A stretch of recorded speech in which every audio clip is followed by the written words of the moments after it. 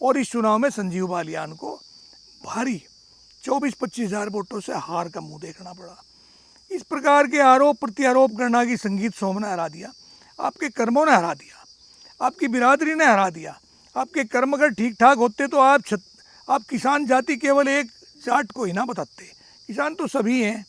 आप इस प्रकार के कि और तो सब मजदूर हैं, बंधुआ मजदूर है, रिया है, इस प्रकार की भाषा क्या एक कैबिनेट स्तर के मंत्री को शोभा देती है? नमस्कार। उत्तर प्रदेश जो भारत के सबसे बड़ा राज्य है और उत्तर प्रदेश की 80 लोकसभा सीटों में एक सीट जिसका बड़ा नाम रहा, जो हॉट सीट के नाम से जानी गई, जो हमेशा विवादों में रही, वो सीट है मुजफ्फरनगर, जिसको कभी संघ की भाषा में लक्ष्मी नगर के नाम से भी जाना जाता रहा। वो मुजफ्फरनगर सन 14 में एक दंगे हुए जिनको सांप्रदायिक रूप दिया गया हिंदू मुसलमान का, और हिंदू मुसलमान का रूप देने के बाद में चुनाव का समय था, चुनाव हुआ और पूर्ण मेजोरिटी में बीजेपी सत्ता में आई। और परिणाम ये हुआ कि 19 में उससे भी अच्छे तरीके से, क्योंकि 14 का चुनाव लहर का चुनाव था और 19 का चुनाव विश्वास का चुनाव था, पूर्ण मेजोरिटी से निष्कंटक रूप से 10 साल तक भारतीय जनता पार्टी ने उत्तर प्रदेश क्या पूरे भारत पर राज किया। अब समय आता है 2024 में फिर लोकसभा चुनाव शुरू हुए और इस लोकसभा चुनाव में मुजफ्फरनगर में जो 10 साल तक सांसद के रूप में रहे, उनका अपना एक नाम रहा, कैबिनेट स्तर के मंत्री रहे संजीव बालियान, जो बड़ा चर्चित नाम रहा, जिन्होंने आरएलडी प्रमुख चौधरी अजीत सिंह को भी 6-7 हज़ार वोटों से हराया।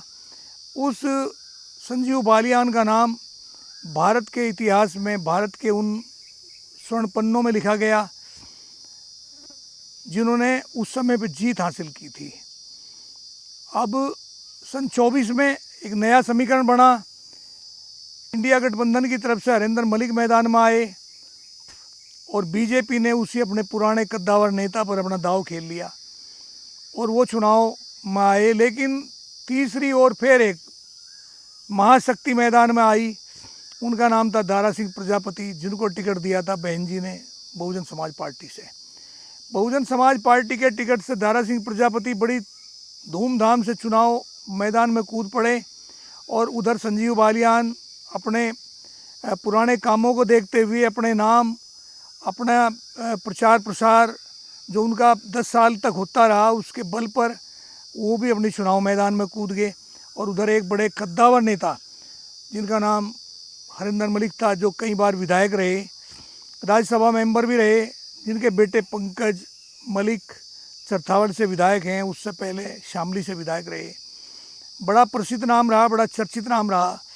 ये 3 नेता इस बार चुनाव मैदान में थे मुजफ्फरनगर की सीट पर।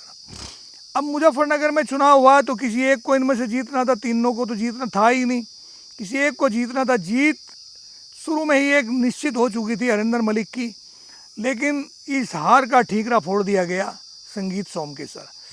अब संगीत सोम के सर ये ठीकरा फोड़ने का जो कारण था वो संजीव बालियान स्वयं जानते हैं, क्योंकि उससे पहले अतुल प्रधान की मदद करते हुए संजीव बालियान ने संगीत सोम को हरवाया था।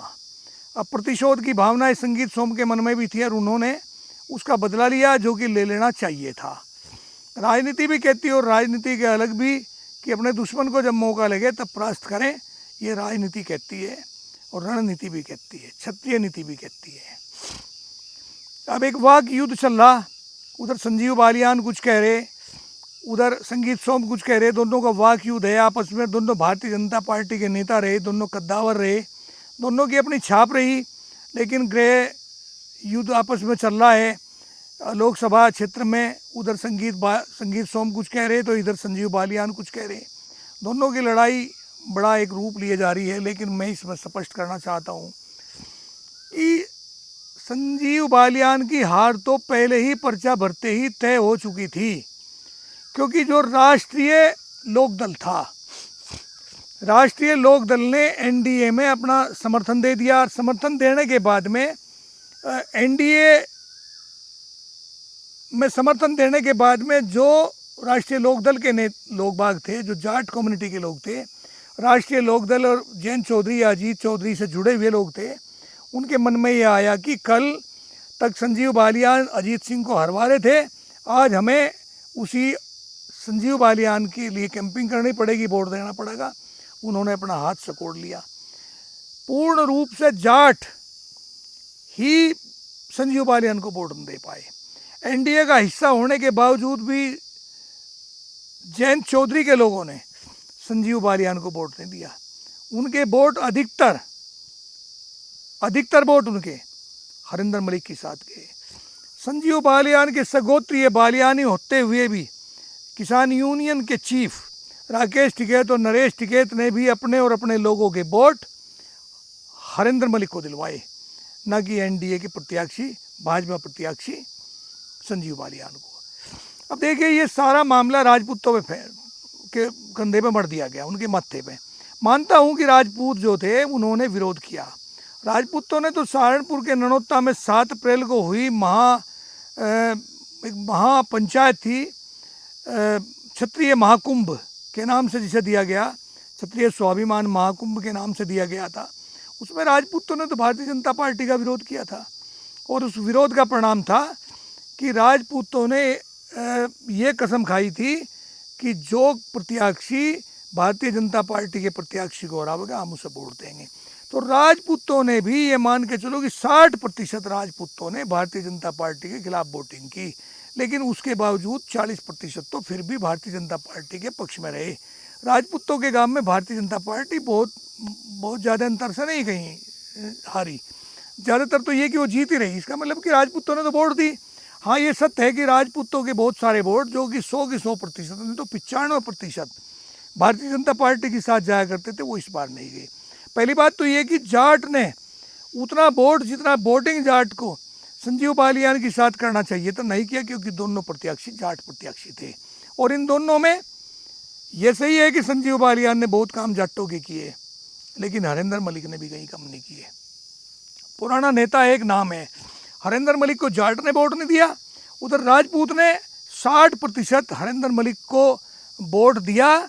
संजीव बालियान के पक्ष में 40% राजपूत गया, और जाट जो था ज़्यादातर संख्या में हरिंदर मलिक के साथ गया। अब बड़ी बात क्या रही? बड़ी बात यह थी कि मुसलमान जो जिसे मोदी जी कहा करते थे कि 15% मुसलमान बीजेपी के साथ है, वो मुसलमान इंतज़ार कर रहे थे समय का। समय था चुनाव आने का, चुनाव आया, एक एक मुसलमान ने घर से निकल के अपने बूथ पे 75, 80% वोटिंग किया, और वो वोटिंग प्रतिशत बढ़ा। एक भी मुसलमान ऐसा नहीं रहा जिसने वोट नहीं दिया, सबने वोट दिया, और सबने इंडिया गठबंधन को वोट दिया। उधर जो पिछड़ी जाति के लोग बाग थे, जो 5-5 किलो अनाज पर आश्रित थे, वो मुजफ्फरनगर की सीट पे 5 किलो अनाज के चक्कर में नहीं फंसे। उन्होंने अपने एक प्रत्याशी को, जिसे बसपा सुप्रीमो ने जिसे अपने उम्मीदवार के रूप में खड़ा किया, दारा सिंह प्रजापति को वोट दिया। उन्हें भी बहुत बड़ी संख्या में वोट मिले। ये सब वोट संजीव बालियान के थे। राजपूत वोट जो उधर हरिंदर मलिक की तरफ गए वो भी संजीव बालियान के थे, जो दारा सिंह प्रजापति पे गए वो भी संजीव बालियान के थे। और दूसरी बात इसके अलग मेन बात ये कि भारतीय जनता पार्टी के परंपरागत वोट, जिन्हें व्यापारी वर्ग से जुड़ा हुआ कहते हैं, जो बढ़िया वर्ग के लोग बाग हैं, ज़्यादा गर्मी और तपिश होने की वजह से बूथ स्थान तक भी नहीं गई, वोट डालने के लिए नहीं गए वो लोग। जिसका बड़ा सीधा सा आप देखना चाहो तो देख लो कि वोट प्रतिशत घटता है, किसका घटता है। वे लोग बाग जिन्हें धूप से डर लगता था वो बूथ पे वोट डालने के लिए नहीं गए। और इसके अलावा युवाओं ने, जो युवा थे जिन्हें एक रुचि हुआ करती थी, जो चुनाव को बहुत बढ़िया तरीके से लड़ते हैं, चुनाव की कैंपिंग करते हैं, उन युवाओं ने चुनाव नहीं लड़ा। संघ का भी विरोध रहा, आरएसएस का भी विरोध रहा। तो संजीव बालियान के साथ तो बहुत सारी ऐसी घटनाएं घटती चली गई जो उसके कर्मों का फल था। अपने बीजेपी के लोग बाग अपने कर्मों का फल तो नहीं देख रहे कि तुम्हारे कर्म कैसे रहे थे। जब नौकरियों की बात हुई तो नौकरियों के टाइम पर संजीव बालियान ने विशेष एक जातीय के लोगों को नौकरियों में प्रोत्साहन दिया, अन्य जातियों के लोग कहाँ गए? क्षत्रिय समाज के लोग बाग तो इंतजार ही करते रहे। इसके अलावा बहुत सारे किसान आंदोलन हुआ। किसान आंदोलन में एक भी दिन संजीव बालियान नहीं बोले। ये सारे मामले तूल पकड़ के जो थे इकट्ठे हो गए एक जगह आ गए, और एक जगह आने का इनका जो गुबार था वो चुनाव में निकला, और इस चुनाव में संजीव बालियान को भारी 24-25 हज़ार वोटों से हार का मुंह देखना पड़ा। इस प्रकार के आरोप प्रत्यारोप करना कि संगीत सोम ने हरा दिया, आपके कर्मों ने हरा दिया, आपकी बिरादरी ने हरा दिया। आपके कर्म अगर ठीक ठाक होते तो आप किसान जाति केवल एक जाट को ही ना बताते, किसान तो सभी हैं। आप इस प्रकार के कि और तो सब मजदूर हैं, बंधुआ मजदूर है, रिया है, इस प्रकार की भाषा क्या एक कैबिनेट स्तर के मंत्री को शोभा देती है? ये आपके हार के कारण रहे। इस पर आप चिंतन करें, मनन करें। अभी 27 बहुत नज़दीक है, 27 में भी आप लोगों के पास जाएंगे, तब भी आपको यही सुनना पड़ेगा। इन्हीं बातों के साथ मैं अपनी बात को विराम देता हूँ। जय हिंद, जय भारत, जय किसान, जय छत्तीसगढ़।